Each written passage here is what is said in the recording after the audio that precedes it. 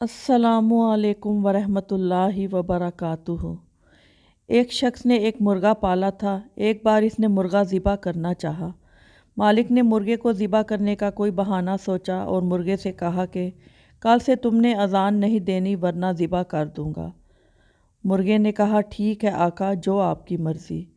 सुबह जूँ ही मुर्गे की अज़ान का वक्त हुआ तो मालिक ने देखा कि मुर्गे ने अज़ान तो नहीं दी, लेकिन हस्बे आदत अपने परों को ज़ोर ज़ोर से फड़फड़ाया। मालिक ने अगला फरमान जारी किया कि कल से तुमने पर भी नहीं मारने वरना ज़िबा कर दूंगा।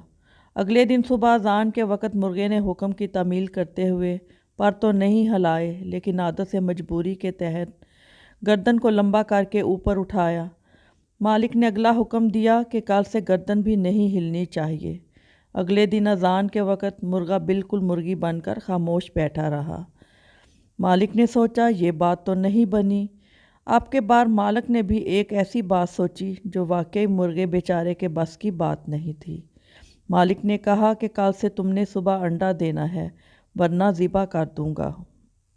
अब मुर्गे को भी अपनी मौत साफ नज़र आने लगी और वो बहुत ज़ारो कतार रोया।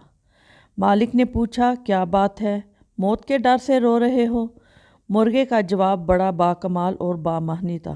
कहने लगा नहीं, मैं इस बात पर रो रहा हूँ कि अंडे से बेहतर था कि अज़ान पर ही मैं आपकी बात का इनकार कर देता। पहला गैर कानूनी हुक्म मानोगे तो फिर ऑर्डर आते जाएंगे, तामील होती जाएगी, चमड़ी उतरती जाएगी। सोचो ज़िंदगी ईमान वाली चाहिए या खुशामद वाली।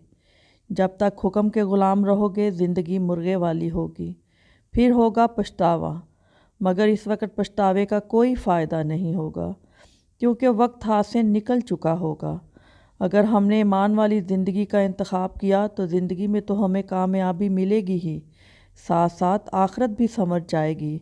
लेकिन अगर हमने खुशामद की ज़िंदगी का इंतखाब किया तो हमारी दुनिया भी ख़राब और आखिरत भी ख़राब हो जाएगी। कोशिश करनी चाहिए कि साफ़ सुथरी ज़िंदगी का इंतखाब किया जाए।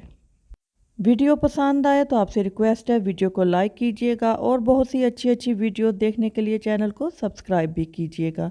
बहुत शुक्रिया। अल्लाह हाफिज़।